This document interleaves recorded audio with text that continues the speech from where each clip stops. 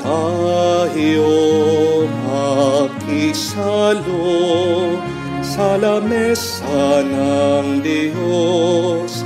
Grasya niya'y handa na, magalak at magsaya.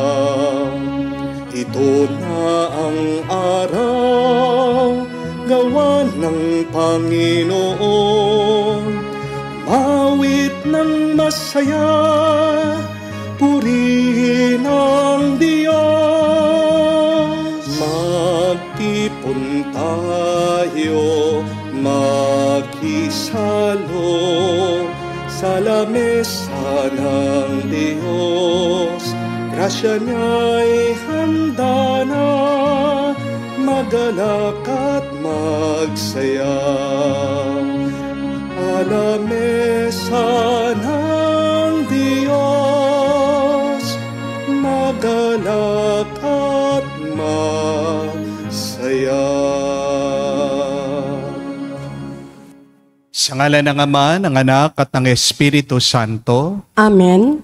Sumainyo ang Panginoon. At sumayo rin. Mga kapatid, saan ka ba nagmamadali sa iyong buhay?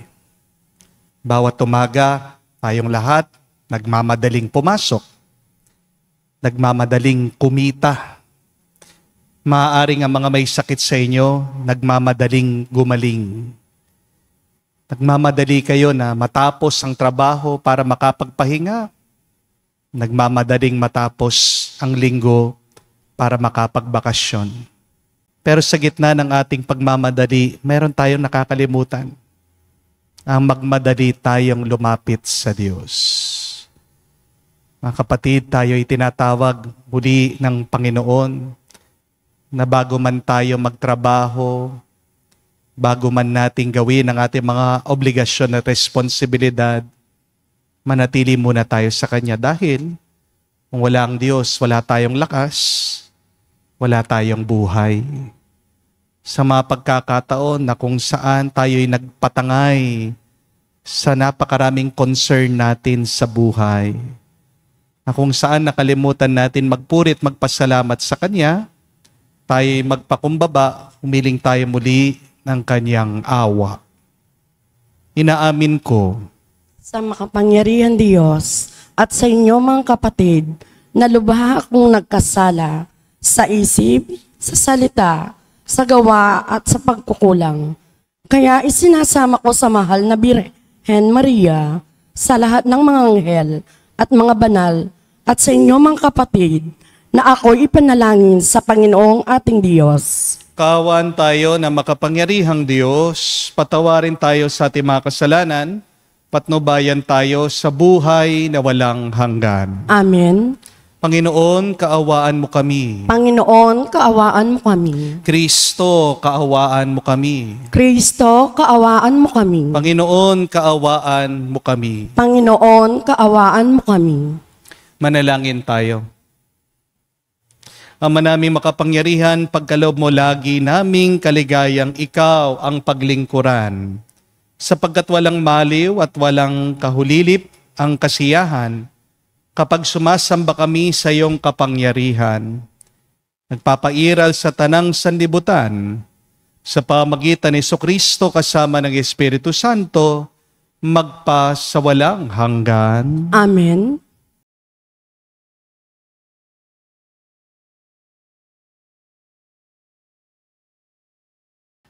Pagbasa mula sa ikalawang aklat ng Makabeo.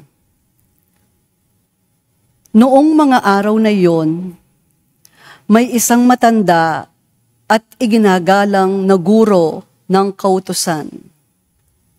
Siya si Eleazar. Nakatuwaan nilang siya ay pakainin ng baboy, kaya't pinilit siyang magbuka ng bibig. Sa pag-iwas niyang makapitan ng kasamaan, pinili niya ang mamatay na marangal. Kaya't ang pagkaing pilit na isinubo ay kanyang iniluwa. Pagkatapos, siya na ang kusang lumapit sa inihandang pagpaparusahan sa kanya. Ipinakita niya na dapat maglakas loob ang sino man no tumangging kumain ng pagkaing labag sa kautusan, kahit ito ay mangangahulugan ng kanyang kamatayan. Ang mga napag-utusang magbigay kay Eleazar ng pagkaing labag sa kautusan ay dati na niyang mga kakilala. Kaya't dahil sa pagmamalasakit nila kay Eleazar, kinausap nila siya ng lihim. Pinapaghanda nila siya ng karneng hindi ipinagbabawal at ipinayo na magkunwari siyang karneng baboy na ibibigay sa kanya ang kakainin niya. Ngunit ang totoo, ang dala niya ang kanyang kakainin. Sa paraang ito, maliligtas siya sa kamatayan. Subalit, ang kagandahang loob na ito ay magalang niyang tinanggihan. Buo na ang kanyang pasya. Matanda na siya at maputi na ang kanyang buhok. Naalala niyang sapul sa kanyang pagkabatay, naging tapat siya sa kautusan ng Diyos. Kaya't sumagot siya, "Patayin na niyo ako ngayon din, sa gulang kong ito'y hindi na dapat magkunwari pa. Ano na lang ang sasabihin ng mga kabataan kung ako hindi mananatiling tapat? Hindi ba sasabihin nila na kung kailan ko inabot ang 90 taong gulang ay saka ko tinalikdan ang relihiyon? Kung ako'y magtataksil para lang madugtungan ang kaunti ang aking buhay, para ko na ring iniligaw ang mga kabataan at binigyang kahihiyan ang aking katandaan. Maaring maiwasan ko ang parusa ng tao, ngunit sa mabuhay ako o mamatay, hindi ako makakaiwas sa parusa ng makapangyarihan sa lahat. Kaya't tatanggapin ko na ngayon na ang marangal na kamatayan na siyang magiging putong ng aking katandaan. Sa gayon, mag-iiwan ako ng isang dakilang halimbawa sa mga kabataan. Ang marangal at buong pusong paghahandog ng buhay alang-alang sa banal na utos ng Diyos." Matapos niyang sabihin ito, lumapit agad siya sa inihandang pagpapatayan sa kanya. Ang mga kaibigang nagmalasakit sa kanya ay nainis na rin. Para sa kanila'y kaululan lamang ang mga sinabi niya, kaya't ginulpi nila siya hanggang mamatay. Ngunit bago nalagutan ng hininga, sinabi ni Eleazar, "Ang Panginoon ang nakababatid sa lahat. Alam niya ang katakot-takot na hirap na tiniis ko sa pagpaparusang ito, kahit ito'y maaring maiwasan ko. Alam din niyang maligaya kong tiniis itong hirap dahil sa aking pagmamahal sa Kanya." Namatay nga si Eleazar, ngunit siya'y nag-iwan ng isang halimbawa ng pagiging uliran sa tapang at di malilimutang katangian ng pag-uugali, hindi lamang para sa mga kabataan, kundi para rin sa buong bansa. Ang salita ng Diyos. Salamat sa Diyos. Ako'y itinataguyod ng aking Panginoong Diyos. Ako'y itinataguyod ng aking Panginoong Diyos. O Panginoon ko, kay raming kaaway, sa abang lingkod mo, ako ay kumakalaban. Ang palagi nilang pinag-uusapan, ako raw, O Diyos, di mo tutulungan. Ako'y itinaguyod ng aking Panginoong Diyos. Ngunit ang totoo, sa lahat ng oras, iniingatan mo at inililigtas. Saki tagumpay ang iginagawad, mahina kong loob ay pinalalakas. Kaya ikaw, poon ang aking tawagan, sinagot mo ako sa bundok na banal. Ako'y itinataguyod ng aking Panginoong Diyos. Ako ay humimlay, agad nakatulog. Ligtas na nagising ang iyong kinupkop.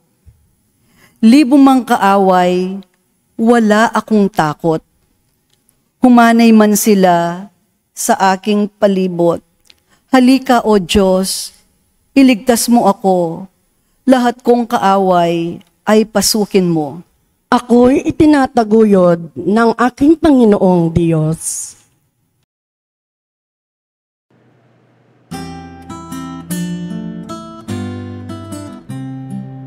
Alleluia, alleluia, alleluia, alleluia, alleluia, alleluia, alleluia, alleluia, alleluia, alleluia, alleluia, alleluia. Inibig tayo ng Ama, sinugo ang anak niya bilang panubos sa sala. Alleluia, alleluia. Sumainyo ang Panginoon. At sumayo rin. Ang mabuting balita ng Panginoon ayon kay San Lucas. Papuri sa iyo, Panginoon.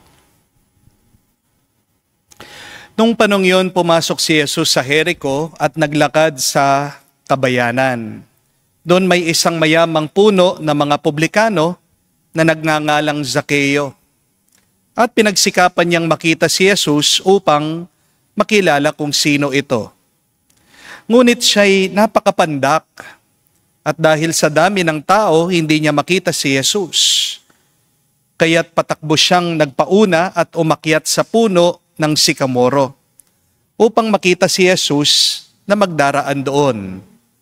Pagdating ni Jesus sa dakong yon, siya'y tumingala at sinabi sa kanya, Zakeo, bumaba ka agad sapagkat kailangan kong tumuloy ngayon sa bahay mo. Nagmadali siyang bumaba at tuwang-tuwang tinanggap si Jesus. Lahat ng nakakita nito ay nagbubulungan. Nakikituloy siya sa isang makasalanan. Wika nila. Tumayo si Zakeo at sinabi niya, Panginoon, ibibigay ko po sa mga dukha ang kalahati ng aking ari-arian. At kung ako man po ay nagdaya kanino man, 4 na ibayo ang isasauli ko sa kanya. At sinabi sa kanya ni Jesus, ang kaligtasan ay dumating ngayon sa sambahayang ito. Lipi rin ni Abraham ang taong ito sapagkat naparito ang anak ng tao upang hanapin at iligtas ang naligaw. Mga kapatid, ang mabuting balita ng ating Panginoon. Pinupuri ka namin, Panginoong Hesukristo. Magandang araw po muli sa inyong lahat. Meron pong isang kwento tungkol sa isang klase na mga maliliit na bata. Ito pong teacher, tinawag niya, isa sa mga pupils niya, pangalan po si Baste. At tinanong po siya, tinetest sila. Baste, spell ambulance. Dahil ito pong maliit na bata, mahiyain, nanginginig po siya, sumagot, ambulance. A-M-B, ano ba naman yan? Bilisan mo, sabi po ng teacher. Sumagot po ulit itong bata, ambulance. A-M-B, bilisan mo pa, ambulance. A-M-B, bilis pa, bilis pa, bilis pa. Sabi po ng bata, wii, wii, wii, wii, wii. O nga naman po, no? Mabilis ang ambulansya. Kapag tumatakbo, yun po ang tunog. Magaling na bata. Pero isang paalaala po ito, di po ba mga kapatid, na dahil tayo ay nabubuhay sa isang mundong napakabilis, ang dami din sa atin nagmamadali. Di po ba? Madali na lang po ang internet ngayon. Di na po kamukha ng dati. bago ka magkaroon ng internet, kung naalala niyo po, ikokonekta mo pa sa iyong telepono, magdadial ka muna, maghihintay ka ng mga 5 minuto. Meron na rin po mga instant messaging. Dati, bago ka makatanggap ng sulat at liham, hihintayin mo muna ang kartero. Di po ba? Meron na ring instant knowledge. Nung unang panahon, para magawa mo yung project mo, kailangan ka munang magbukas ng libro, kailangan kang pumunta sa library, kailangan kang magbasa. Pero ngayon, mag-type ka lang. Nandyan na sa internet. Meron pa ngang artificial intelligence. Pwede niyang gawin yung assignment mo para sa'yo. Meron na rin pong mga instant date, instant relationship. Meron mga app na pwede kang makakilala. Pero dati, di ba, para ligawan mo ang isang babae, kailangan ka munang pumunta doon sa bahay niya, makipagkilala ka sa mga magulang niya. Napakabilis na po ng lahat ng bagay dito sa mundo. At lahat ng mga tao apektado. Nagmamadali na rin sila. Pero ang malungkot na kwento, mabilis na ang lahat ng bagay, pero tayong mga anak ng Diyos, napakabagal pa rin natin sa pagsunod sa kagustuhan ng Panginoon. Di po ba? When it comes to obeying God, napakarami sa atin delayed. Sinasabi natin, Lord, bukas na lang. Lord, busy po ako. Lord, kapag may oras na ako. In the gospel, Zacchaeus showed us what it means to make haste when Jesus calls. Sa gitna po ng mundong napakabilis, sa gitna ng mga taong nagmamadali araw-araw, naging halimbawa po si Zacchaeus sa atin ngayon. Naway magmadali naman tayong lumapit sa Diyos. Zacchaeus did not wait. Zacchaeus did not negotiate. He did not hide. He hurried down the tree and welcomed Jesus with joy. 3 reminders for us if we are hurrying in our life. First, make haste to remove what blocks you from coming close to Jesus. Magmadali ka na alisin mo ang naghihiwalay sa iyo sa Diyos. Hindi daw po nakita ni Zacchaeus ang Panginoon dahil sa dami ng tao, dahil pandak siya. Pero nung ginawa niya, umakyat daw siya sa puno. Hindi nagpapigil si Zacchaeus. Zacchaeus did not just stay stuck in his place. He moved. He did something. It is good to ask ourselves, what crowds are blocking my view of God? Is it sin? Is it pride? Is it the business of my life? Am I worried? Am I living in the past with my regrets? Ano ba ang nagiging hadlang sa'yo? Bakit hindi mo makita ang Diyos? Bakit hindi ka makalapit sa Kanya? Making haste means not waiting until tomorrow to let go of what blocks you of your vision of Christ. Kung alam mo, nilalayo ka ng isang bagay o ng isang tao kay Jesus, kapatid, magmadali ka. Naalisin ito sa iyong buhay. Alam niyo po, may problema ka, tandaan niyo po ito.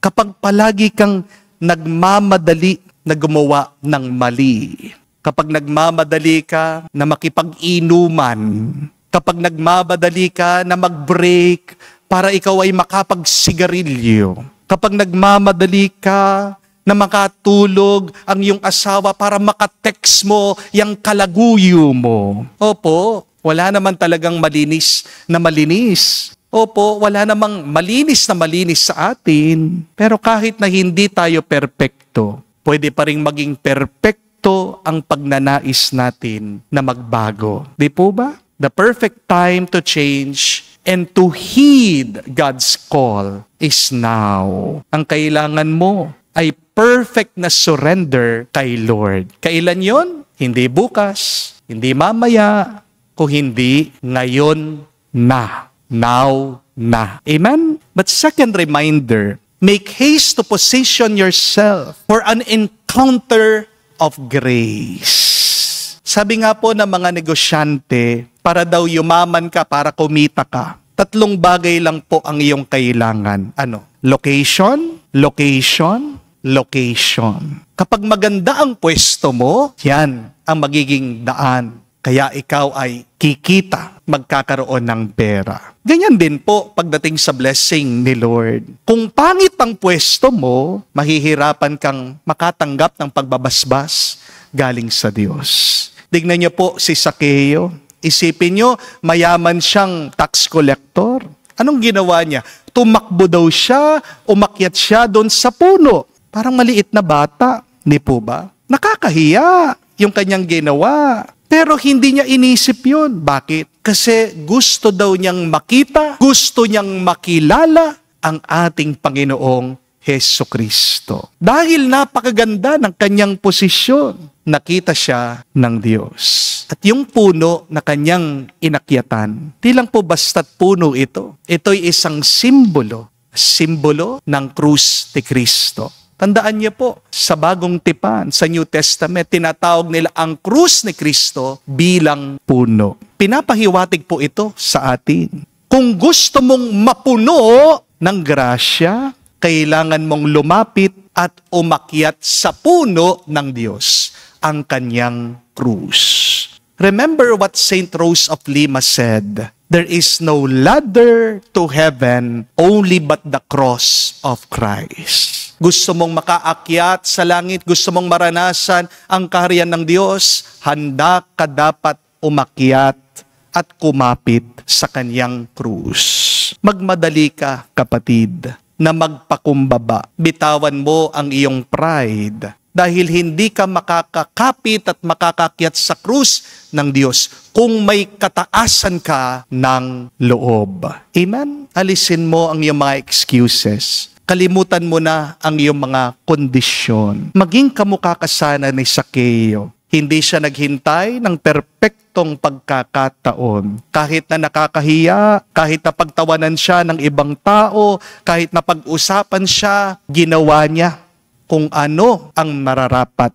Ginawa niyang makakaya niya para lang makita siya ng Diyos. At nakita ng Panginoon yung kanyang pagnanais. Pero tandaan niyo din po ito, mga kapatid. Ang pinakamagandang posisyon para mapansin ka, para makita ka ng Diyos, walang iba kung hindi sa baba. Hindi po sa taas. Kahit na umakyat sa taas si Sakeo, anong nakita ng Panginoon? Yung kanyang pagpapakumbaba. The best position to get the attention of God is when we have a humble heart and an obedient spirit. Amen? Kaya nga, magmadali po tayong magpakumbaba at sumunod sa Diyos.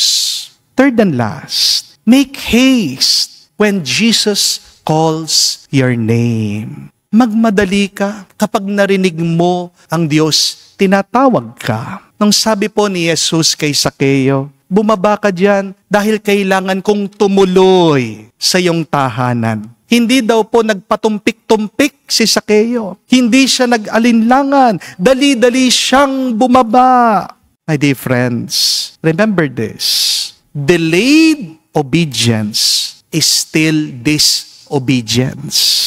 Ulitin ko po yun. Delayed obedience is still disobedience. Hindi ka talaga sumusunod sa Diyos kapag naghihintay ka, kapag hindi ka agad sumusunod sa Kanya. Marami po sa atin, alam na natin ang pinapagawa ng Diyos sa atin. Alam natin na dapat tayong magpatawad, ang magsumikap ka sa pag-aaral, sa pagtatrabaho, ang maging tapat ka sa iyong asawa at pamilya, ang tumulong ka sa mga mahihirap, ang palaging manalangin. Alam natin yan. Pero palagi nating pinagpapaliban ang kagustuhan ng Diyos. Madalas nalulunod din at nabibingi tayo sa boses ng Diyos dahil hinuuna natin yung ating gusto at hinuhuli natin ang kanyang kagustuhan. Palagi natin sinasabi, Lord, later, mamaya. May manyana habit tayo eh. But I want you to understand that later is for losers. Later is for losers. But action is for achievers.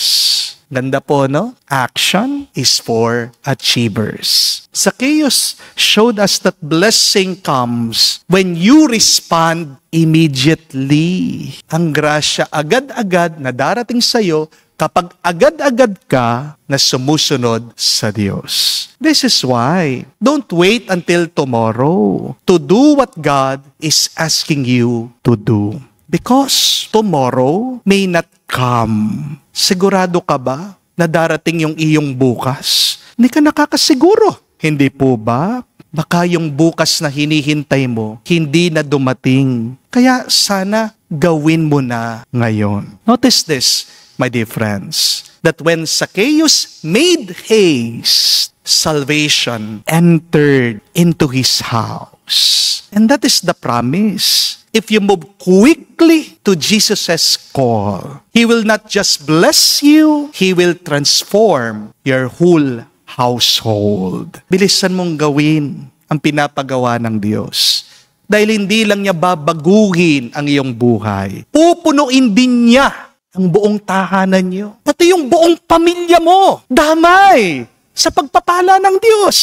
Baka isang dahilan yan. Kaya hanggang ngayon, hirap na hirap ka. Kasi late ka sa paggawa sa kagustuhan ng Panginoon. Magandang pagnilayan po yan, mga kapatid. Saan bang puno ako dapat bumaba ngayon? What tree are you stuck in now that you need to come down? Saan ka ba tinatawag ng Diyos ngayon? Nagmamadali ka bang salubungin si Kristo sa iyong buhay? Mga kapatid, dalian nyo.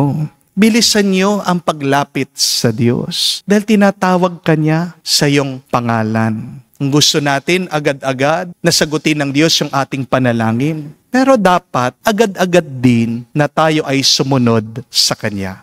Amen? Sayang ang grasya na ipagkakalob niya sa iyo. Dahil kung hindi ka agad susunod sa Kanya, baka yung blessing na ibibigay niya sa iyo, ililipat niya sa ibang tao. Amen? Kaya magdasal tayo. Sabihin natin, Panginoon, tulungan mo ako na magmadali araw-araw, unahin ko ang iyong kagustuhan para hindi lang ako ang mabasbasan, kundi kasama ang aking buong pamilya, ang aking buong tahanan. Amen. Tumayo po tayo. Sa pagtatagpo ng Panginoon at ni Zacchaeus, nakita natin ang tunay na habag, ang pinakamatatag na pinagmumulan ng katarungan. Nananalangin tayo bilang mga makasalanan, sa ngalan ng mga makasalanan. Ang ating mga panalangin naway magpahayag ng panatag na tiwala sa banal na awa ng Diyos. Sa ating sabihin, Panginoon, dinggin mo kami. Panginoon, dinggin mo kami. Ang simbahan naway patuloy na tanggapin ang mga paghahangad ng kapatawaran at kapayapaan ng kalooban. Manalangin tayo sa Panginoon. Panginoon, dinggin mo kami. Ang mga nagpapatakbo ng ating kalakalan at industriya naway maging mapagbigay at makatarungan. Manalangin tayo sa Panginoon. Panginoon, dinggin mo kami. Tayo naway maging handa sa pagsalubong ng Panginoon anumang oras siya dumating sa ating buhay at hayaan siyang manahan sa ating mga puso. Manalangin tayo sa Panginoon. Panginoon, dinggin mo kami. Sa katahimikan po ng ating puso, sabihin natin, banggitin natin sa Diyos ang ating mga personal na pangangailangan. Ama naming Diyos, punuin mo ang aming mga puso sa iyong pag-ibig, pagkaloob mo sa amin ang iyong mapagligtas na tulong kapag kami ay nagkakasala at naway panatilihin mo kami sa iyong pagkalinga. Hinihiling namin ito sa pamagitan ni Kristo, aming Panginoon. Amen.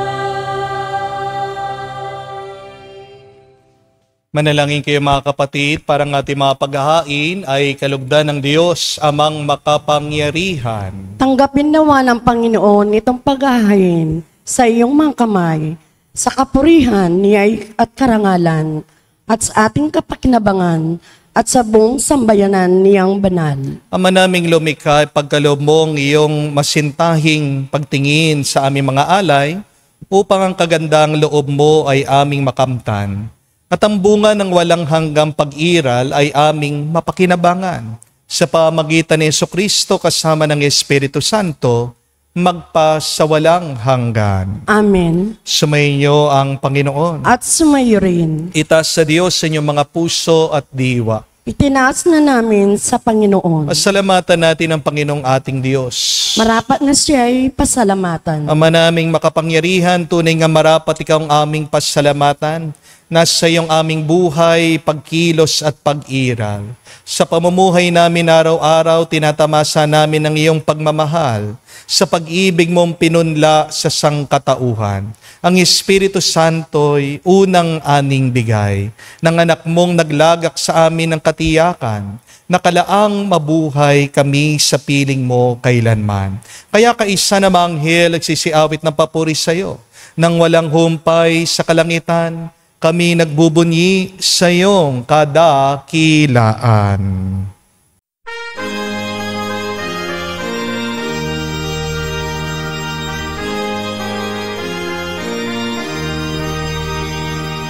Santo, Santo, Santo, Panginoong Diyos ng mga hukbo, napupuno ang langit at lupa ng kadakilaan mo. Hosana sa kaitasan, pinagpalang na paninito sa ngalan ng Panginoon. Hosana sa kaitasan, Hosana sa kaitasan. Ama naming banal, ikaw ang bukal ng tanang kabanalan. Kaya't sa pamagitan ng iyong Espiritu, gawin mong banal ang mga kaloob na ito, upang para sa amin maging katawan at dugo ng aming Panginoong Heso Kristo. Bago niya pinagtiis ang kusang loob na maging handog, hinawakan niyang tinapay, pinasalamatan kanya. Pinaghati-hati niya iyon, inabot sa kanyang malagad at sinabi, "Tanggapin ninyong lahat ito at kanin. Itong aking katawan ay hahandog para sa inyo."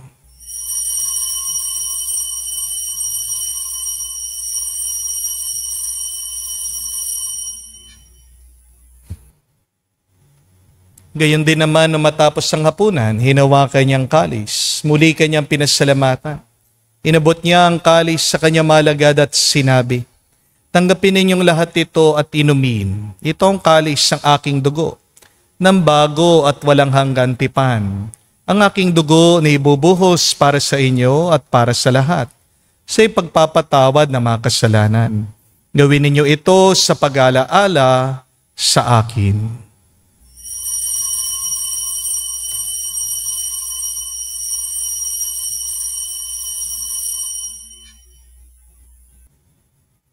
Ang misteryo ng pananampalataya.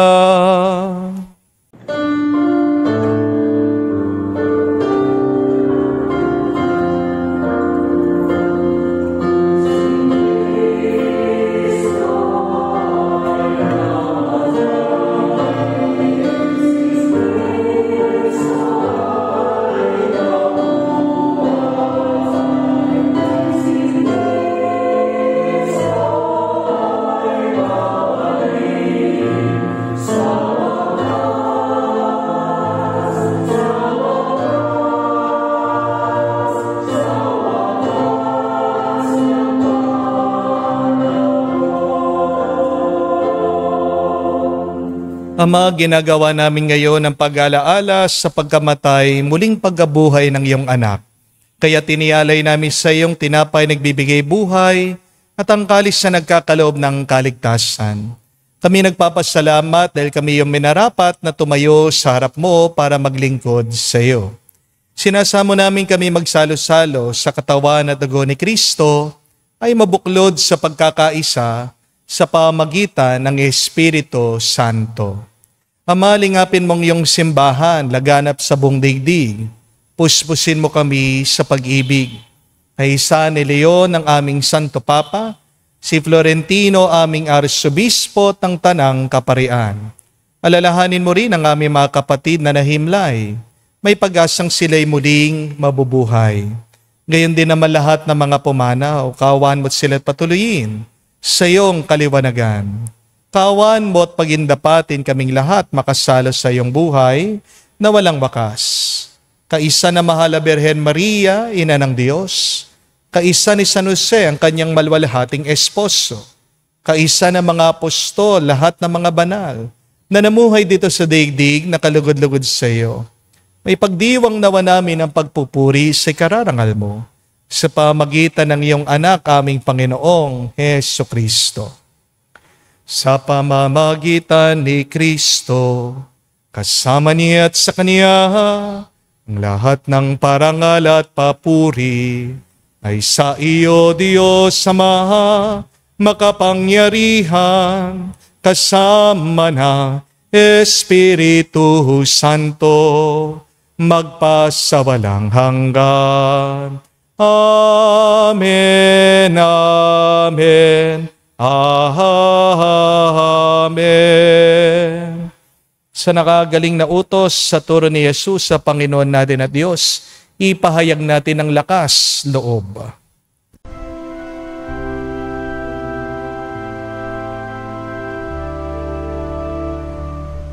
Ama namin, sumasalangit ka, sambahin ang ngalan mo, mapasa amin ang kaharian mo, sundin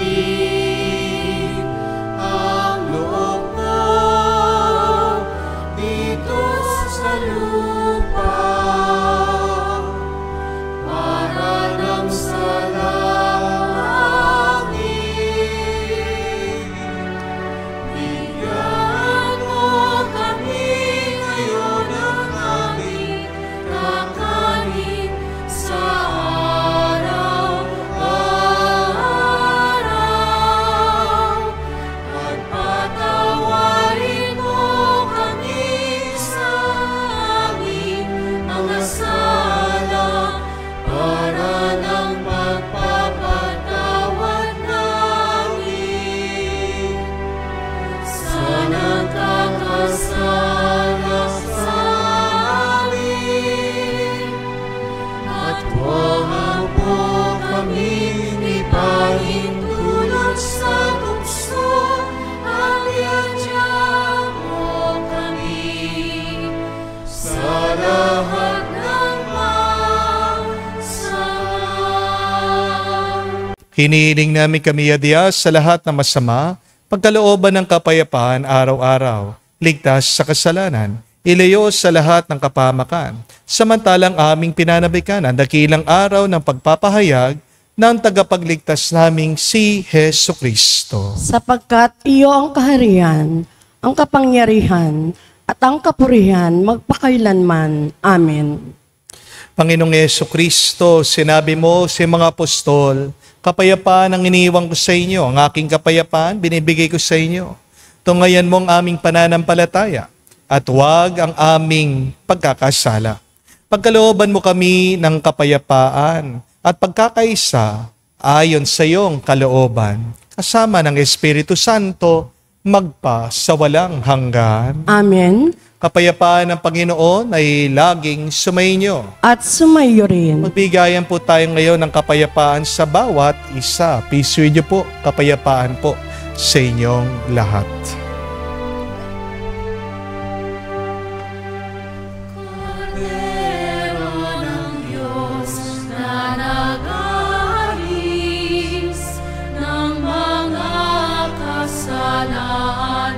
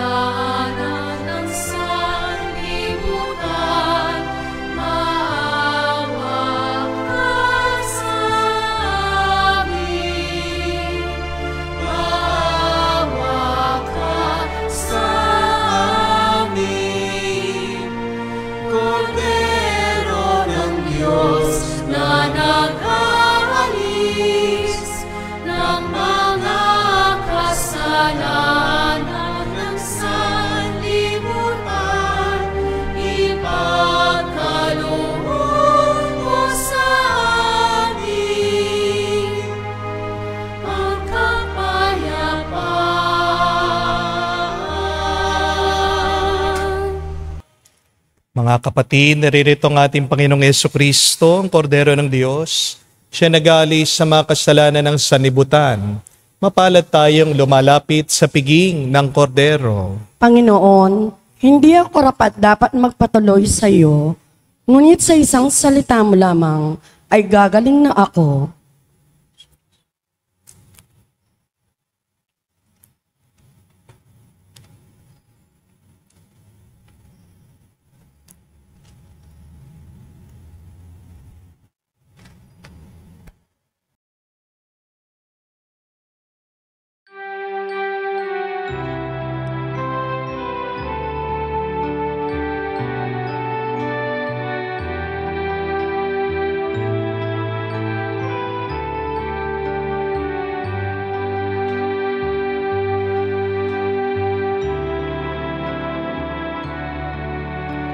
Alam mong pagkatao ko,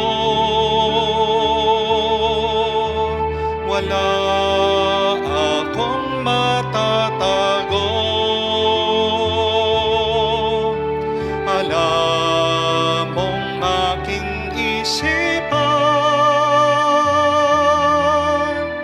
alam mo ang lahat ng ginagawa ko, O Diyos.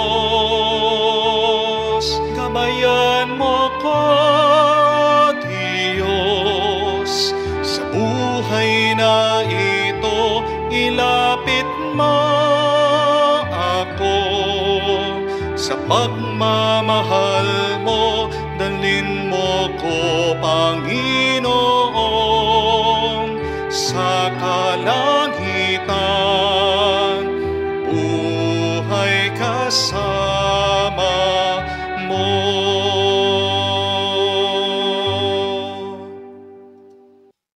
Manalangin tayo. Ama namin mapagmahal, sa pinagsaluhan naming banal na pakikinabang, ay amin nawang pag-ibig ay lalong madagdagan. Na ginawa namin sa pag-alaala sa anak mong mahal, na nag-utos ipagdiwang ang huling hapunan. Sa pamagitan ni Jesucristo kasama ng Espiritu Santo, magpa sa walang hanggan. Amen. Mga kapatid, napakaraming mga bagay o nais natin tayo nagmamadali na makuha. Kamukha na lang ng nagmamadali tayong yumaman, nagmamadali tayong umangat. Pero hindi dapat yan ang unahin natin dahil may mas mahalaga pa. Darating din ang yaman, darating din ang pag-angat mo. Pero unahin mo muna. Una, alisin mo ang balakid ng mga grasya ng Diyos sa iyo. Una, alisin mo muna balakid sa iyo. Baka itong dahilan, bakit hindi ka nakakatanggap ng grasya. Pangalawa, magmadali ka na magpakumbaba. Because the best position to receive God's grace is having a humble heart. At pangatlo, magmadali ka na gawin mo ang kagustuhan ng Diyos. Dahil kapag inuuna mo ang Diyos, ang lahat daw ay mapapasayo at higit pa. Ang mabuting balita, kapag lumalapit ka sa Diyos, nadadamay mo, na isasama mo ang iyong pamilya. Kaya nga po, para sa ating assignment ngayong araw, kagising nyo pa lang po, unahin yung magdasal. Unahin yung magpasalamat. Unahin nyo, magmadali kayong humingi ng kalinawan ng kaisipan at ng puso. Dahil malungkot na kwento, alam naman natin, kagising-gising na napakarami sa atin, nagmamadali na kunin yung cellphone. Di po ba? Baka yung cellphone mo na ang Diyos mo. Kapatid, unahin mo magmadali, malaman ang kagustuhan ng Diyos, at yan ang iyong gawin, mapupuno ka ng pagpapala. Hindi ka kaunti, kundi sobra-sobra. Sumainyo ang Panginoon. At sumayo rin. At kayo basbasa ng Diyos, makapangyarihan sa lahat, sa ngalan ng Ama, ng Anak, ng Espiritu Santo. Amen. Ang ating misa'y natapos na, humayo kayo sa kapayapaan ni Kristo. Salamat sa Diyos.